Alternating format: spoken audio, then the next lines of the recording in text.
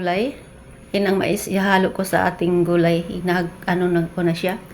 Kinagayat. At ang malunggay. Gagpatan na. Gagpatan.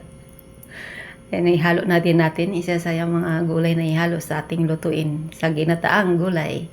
At yan naman ay pako. Gihagpatan na akong pako. At sunod naman ay itong hagpato na ang saluyot. At naghihiwan ako ng luya. Sunod naman sibuyas, kamatis. Sunod naman ay bell pepper. At yun, ayan na. Mag-umpisa na tayo magluto sa ating ginataan. Ayan ang nagkalos.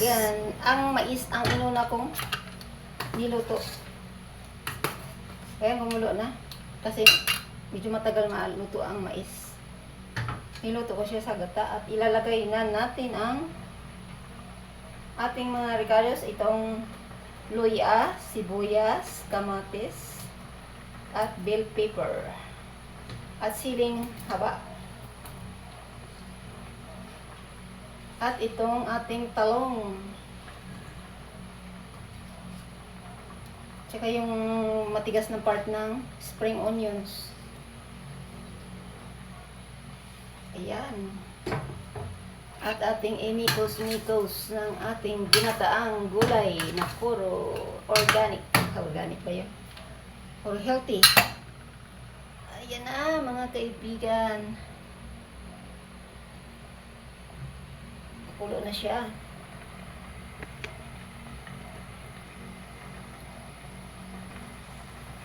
At ilalagay ko na itong dilis. Dilis. Kabalot pa ng plastic at ating inikos-mikos.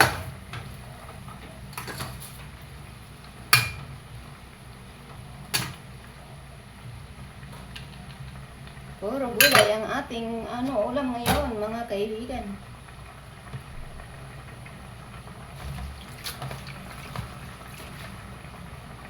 At ating munang takpan, palutuin natin yung gulay. Ayan na mga kaibigan, ilalagay na natin itong ating pako. Pako at saluyot.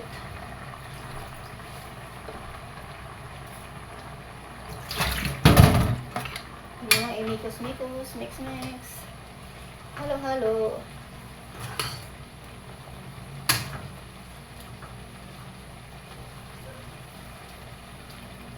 At isusunod na natin ang spring onions, dahon, sibuyas, dahon.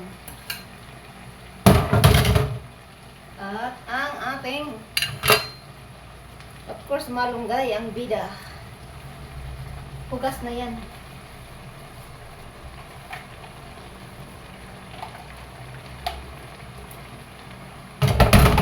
Medikit yung ng malunggay. At ating i-submerge sa sabaw. Halo-halo.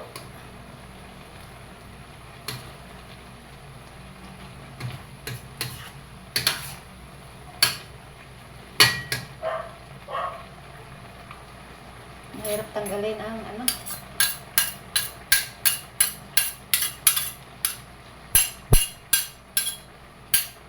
Tingnan ng katapan, palutuin natin.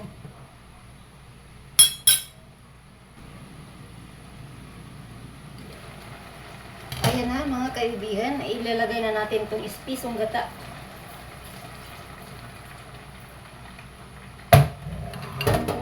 At ating imikos-mikos. Timplado na siya mga kaibigan.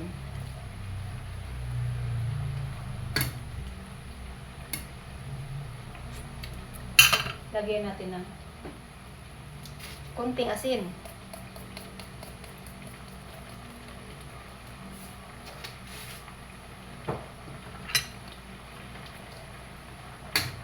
Ating pakuloyin, palutuin tayo yung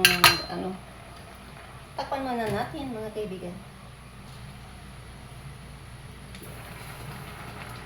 Yan ang ating gulay na mais, malunggay at saluyot, pako.